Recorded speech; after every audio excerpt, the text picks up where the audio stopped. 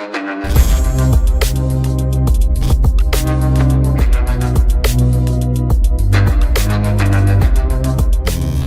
वालेकुम गाइस, कैसे हैं आप? उम्मीद करते हैं आप सब खैरियत से होंगे, खुश होंगे और हमारी दुआ है कि आप हमेशा खुश रहें, हंसते और मुस्कुराते रहें।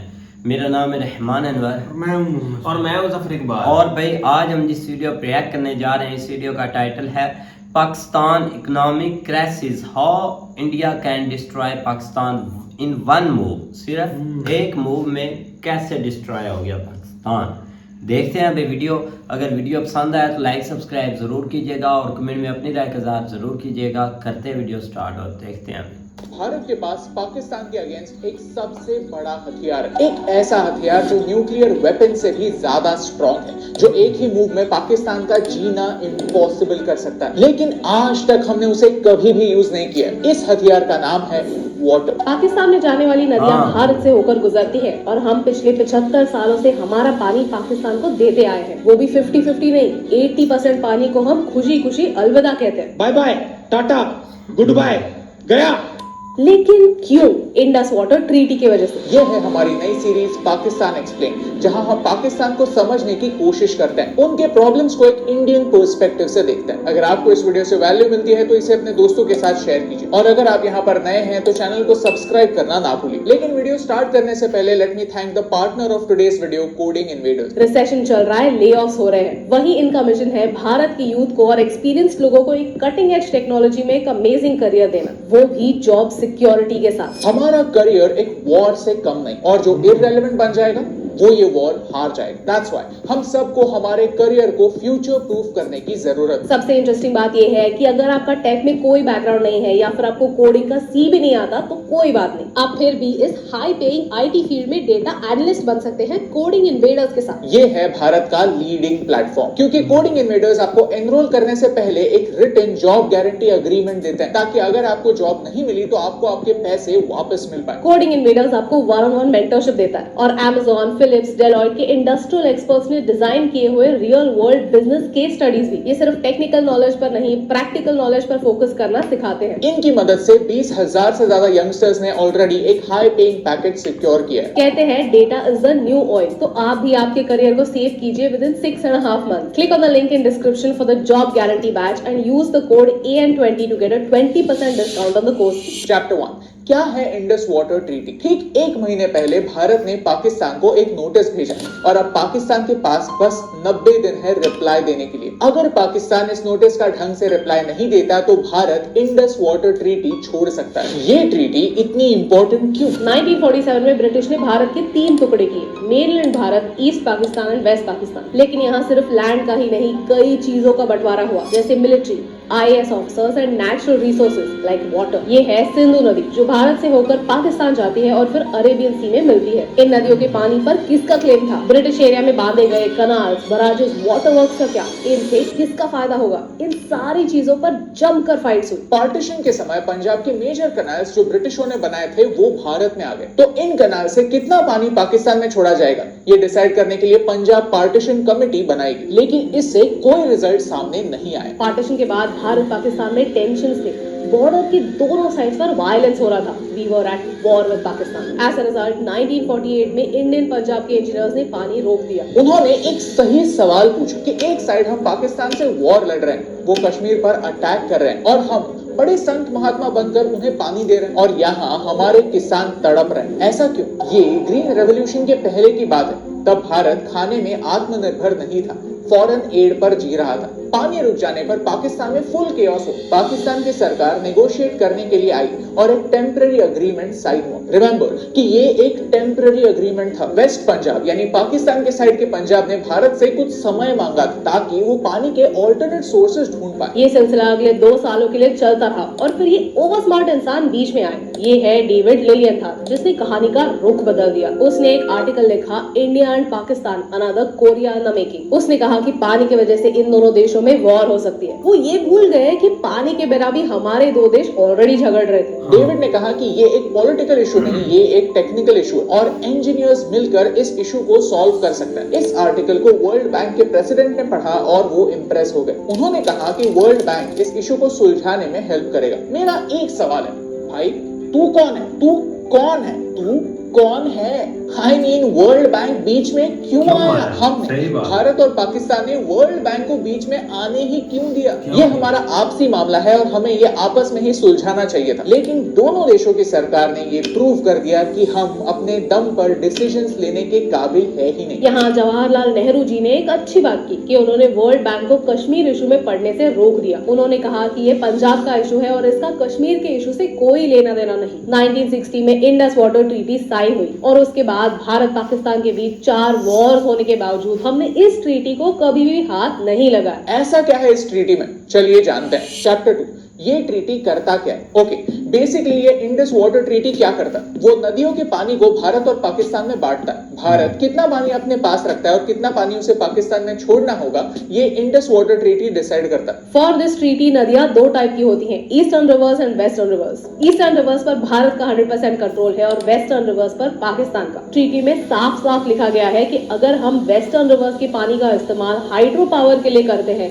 तो हमें ये पानी 24 घंटों के अंदर अंदर वापस नदी में छोड़ देना होगा। इसे run of the river power projects कहते हैं। रवि, ब्यास, सतलुज रिवर्स को भारत कंट्रोल कर सकता है, यानी इन रिवर्स के फ्लो पर पाकिस्तान का कोई कंट्रोल नहीं है। हमें इन 3 नदियों पर डैम्स या वाटर स्टोरेज स्ट्रक्चर्स बनाने का फुल फ्रीडम है। On the other hand Indus, Jhelum और चेनाब रिवर्स पाकिस्तान के शहर में आते हैं।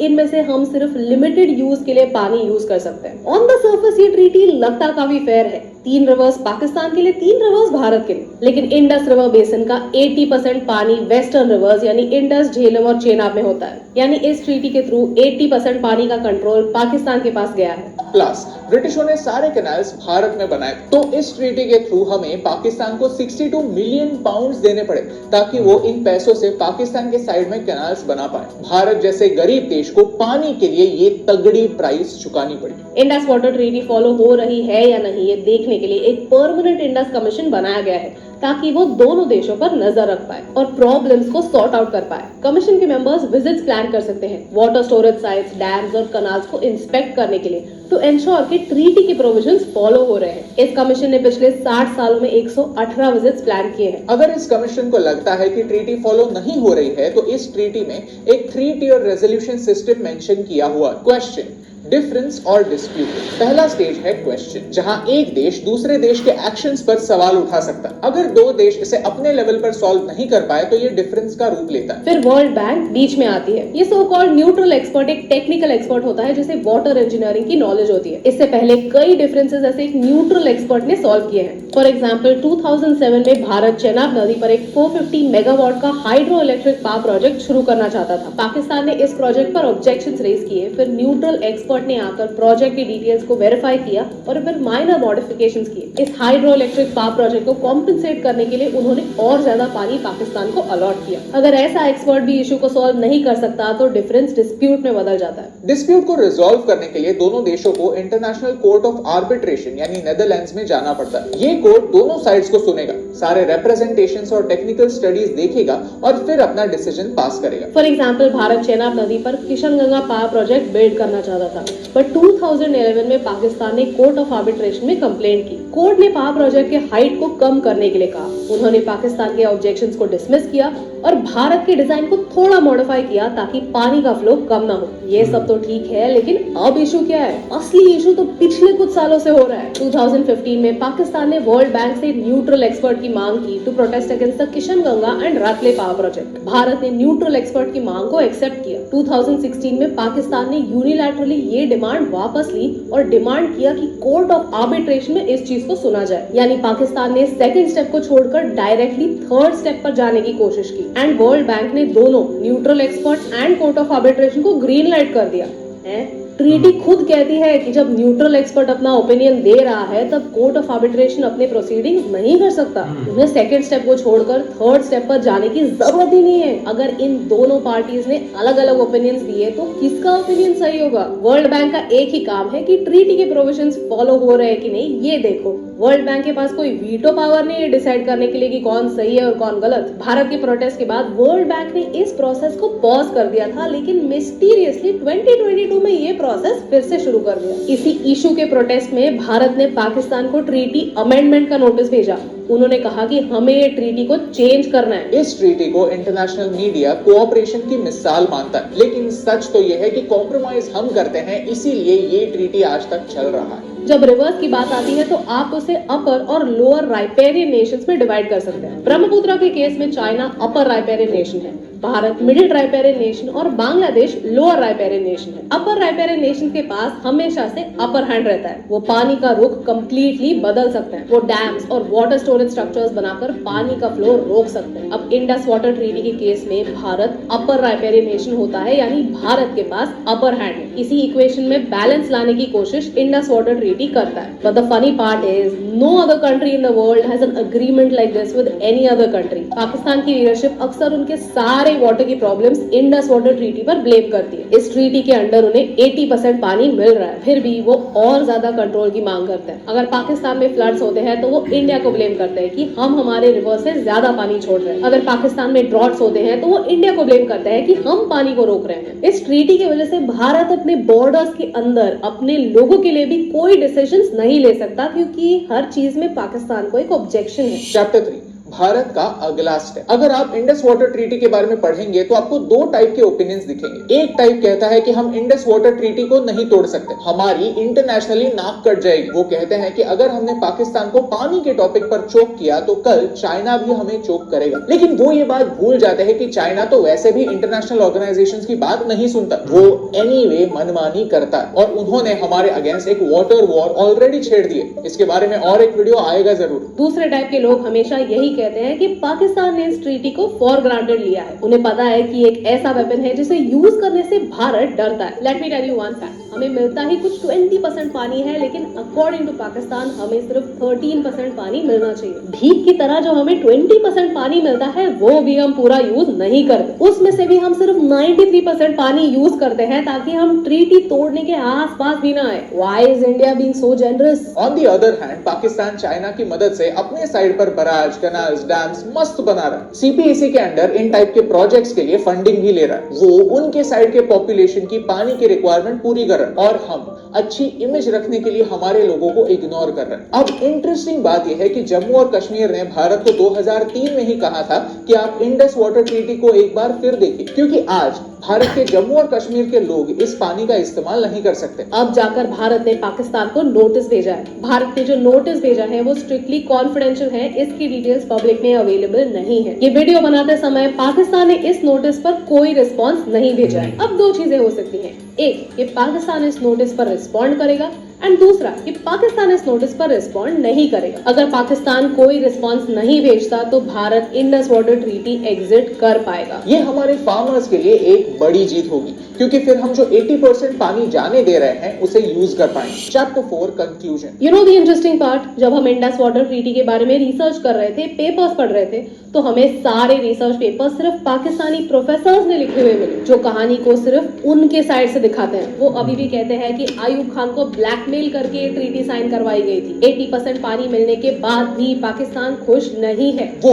उनका पॉइंट ऑफ व्यू दुनिया के सामने रखते हैं जिससे उनके देश का भला हो और उन्हें फायदा मिले। और जियोपॉलिटिक्स ऐसे ही होता है। Geopolitics is a game of perception. यहाँ कोई सही गलत नहीं होता, बस गेम होता है और गेम के प्लेयर्स होते हैं। हर प्लेयर को बस अपने इंटरेस्ट की सोचनी होती है। लेकिन हमारे देश के प्रोफेसर्स, इंटेलेक्चुअल्स, लीडर्स, एक्सपर्ट्स क्यों भारत का पर्सपेक्टिव दुनिया के साथ शेयर नहीं करते? क्यों हम हमारे प्रॉब्लम्स और चैलेंजेस दुनिया के सामने नहीं रखते ताकि इंडस वाटर ट्रीटी के बारे में एक लॉजिकल डिबेट हो? दुनिया आज IWT को ग्लोबल कोऑपरेशन की एक मिसाल मानता है। क्या इसलिए क्योंकि भारत ने पाकिस्तान के साथ हंसते हंसते कोऑपरेट किया? घंटा भारत ने पाकिस्तान को खुशी खुशी अपना पानी दे दिया, ये सोचकर कि this is the price for piece. But is that true? क्या IWT ने किसी वॉर को रोकने में कोई मदद की? क्या पाकिस्तानी मिलिट्री ने ये याद रखा कि अगर वो भारत पर अटैक करते हैं तो हम उनका पानी रोक सकते हैं और उनकी आम जनता को एक क्राइसिस में डाल सकते हैं? Absolutely not.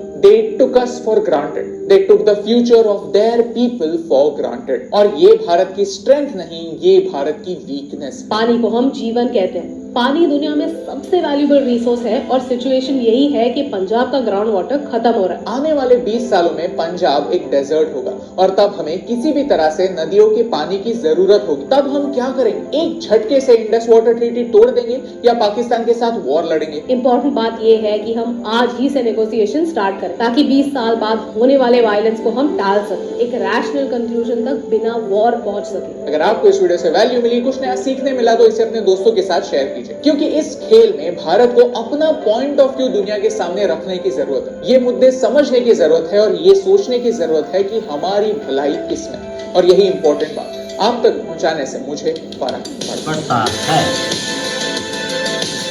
हे दोस्तों, thank you so much for watching this video till the end. अगर आप यहाँ पर नए हैं तो प्लीज सब्सक्राइब करना ना भूलें। अगर आपने पाकिस्तान एक्सप्लेन सीरीज के पहले वीडियोस मिस कर दिए हैं तो वो आप यहाँ पर देख सकते हैं। क्या पानी की वजह से वर्ल्ड वॉर 3 हो सकती है? हमने ये इस वीडियो में एक्सप्लेन किया। Thank you so much for watching, क्योंकि आपके सपोर्ट से हमें फर्क पड़ता है।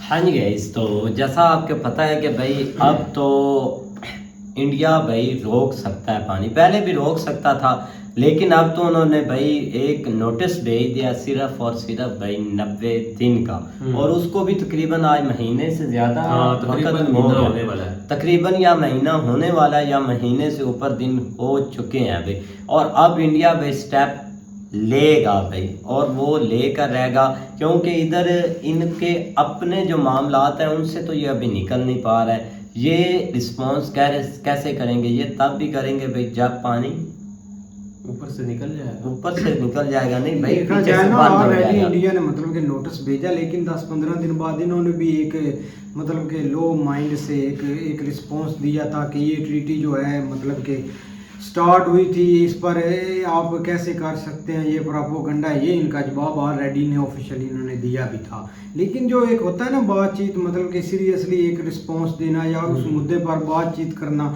वो ऐसा रिस्पांस अभी तक इन्होंने नहीं दिया। क्योंकि अब देखो ना, ऑलरेडी इन्होंने एक ईरान के साथ वो पाइपलाइन का मंसूबा बनाया, वो बेचारों ने इतना खर्चा भी किया, लेकिन बाद कहते ये फिर गए उनसे भी, उससे भी नहीं फिर गए। तो यार इनके पास है ना, कंप्लीट करने के लिए कोई माइंड ही नहीं है। ये इनके पास माइंड इनका चलता ही नहीं ना इस साइड पर, कि कुछ भाई दूसरी भी पॉलिटिक्स देखें, कोई दूसरे लोगों के साथ भाई नहीं। जो फिल वक्त जो हिसाब बना हुआ है, ठीक है, टॉपिक से हट के बात कर रहे हैं कि जो फिल वक्त हिसाब बना हुआ है ना वो पाकिस्तान के अंदर, वो किसी भी एक आप कहते हैं ना कि डेवलपमेंट से रेलिवेंट कोई चीज भी हो रही हो तो वो नेवर है। कोई एक भी हो ना, जहाँ पे कोई चीज अगर शुरू की हुई थी, मिसाल के तौर पे कोई उन्होंने रोड वगैरह शुरू किया हुआ था या कोई और प्रोजेक्ट शुरू किया हुआ था, तो वो वहां के वहां उन्होंने स्टॉप कर दिया है, उसके ऊपर कोई फोकस नहीं है। उनका जस्ट फोकस जो है ना वो सिर्फ एक ही है कि हमने जो है ना वो पकड़ना है इमरान खान को। वो इमरान खान पता नहीं क्या चीज बन गई है, आज उसके लिए भाई उन्होंने हेलीकॉप्टर भेजा हुआ था इस्लामाबाद से लाहौर उसको पकड़ने के लिए।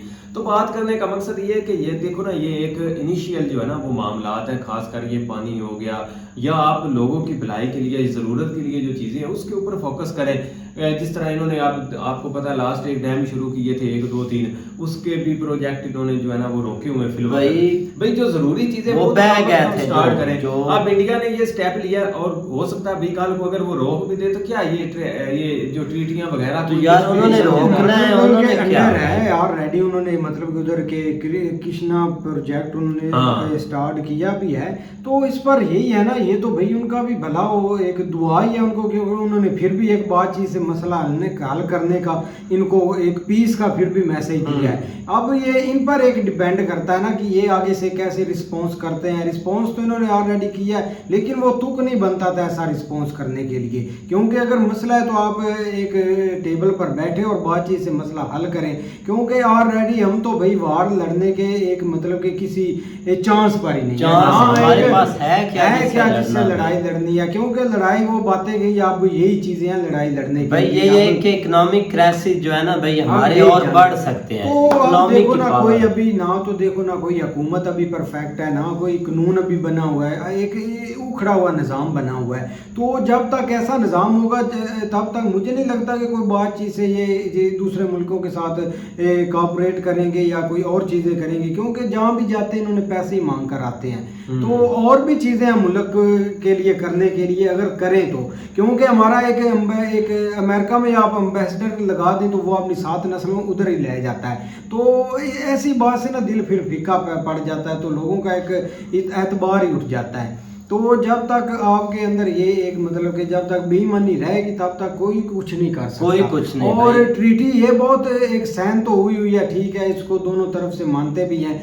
लेकिन आप अगर एक जनता को उस पर मसला है तो जाहिर बात है वो लोगों को बताएंगे, अपनी हुकूमत को, अपनी गवर्नमेंट अपने लोगों को बताएंगे, तो इस पर वो डिमांड भी करेंगे एक बातचीत के। सारी बात है भाई, डिमांड होगी, उन्होंने करनी है तो भाई, इससे सबने चाहिए करनी भाई, बातचीत करनी चाहिए, क्योंकि हम तो ऑलरेडी भाई एक 90% लोग यही चाहते हैं कि इंडिया के साथ हमारे अच्छे ताल्लुकात हो अब की सूरत हाल में, क्योंकि अब एक मतलब है ना, क्योंकि जब भी ये स्ट्रॉन्ग होंगे फिर भी अटैक तो ये करेंगे, उनका बुरा सोचेंगे भी, जो कि नहीं सोचना चाहिए। लेकिन फिलहाल वक्त तो भाई कोई बंदा नहीं चाहता कि ऐसे हालात यार आप देखें ना कि जैसे चीजें जैसे पाकिस्तानी अवाम को पता चल रहा है ना इंडिया का, कोई भी नहीं चाहता कि उनके साथ दुश्मनी हो, सब चाहते हैं कि भाई दोस्ती हो, और कभी ना हमारी तरफ से ऐसा स्टेप उठाया जाए, क्योंकि इन्होंने देख लिया कि इनमें कोई पानी शानी नहीं, ना जंग का, ना आगे से बातें करने का। बातें होती हैं कि पीछे कुछ बंदे के हो बैक पे तो फिर वो बातें करता है। हमारे बैक पे क्या है भाई, बंदा पीछे देखता है तो पीछे भाई खाली जगह ही नजर आती है, जो भी चीजें, ना कोई बात है, ना कोई हमारी हिस्ट्री है, ना कोई हमारे पास। अब देखो ना 3-4 साल में कुछ ऐसी चीजें खुलकर सामने आ गई हैं, क्योंकि ये अब किसी और को दुश्मन मानते नहीं है, इनके दुश्मन इस मुल्क के अंदर है यार, और ना सबसे ये बड़ा अब है। किसी चीज को मेंशन करते हैं, क्योंकि जब तक ये सिस्टम अपना आप नहीं ना खत्म करेंगे तब तक ये किसी मुल्क को एक अब नहीं मेंशन करेंगे यार कि वो कर रहा है, यहूदी की साजिश है, काफिर की साजिश है, वो ये अब यकीन माने कर देंगे। वो बातें होती नहीं। अब पहले होती थी भाई इसकी साजिश उसकी साजिश, अब किसी की नहीं साजिश, अब एक ही साजिश होती है भाई, एस्टेब्लिशमेंट की साजिश है भाई, सबके मुंह में एस्टेब्लिशमेंट आया हुआ है भाई, यही साजिश है, यही सब कुछ है, यही हमारा वो है, यही हमारा ये है, बस यही बातें होती हैं भाई। और बाकी भाई अब देखें भाई, टाइम काफ़ी कम बचा है, बाकी देखेंगे कि नेक्स्ट क्या होता है, तो तब तक के लिए अपना ख्याल रखिए भाई, गुड बाय, टेक केयर।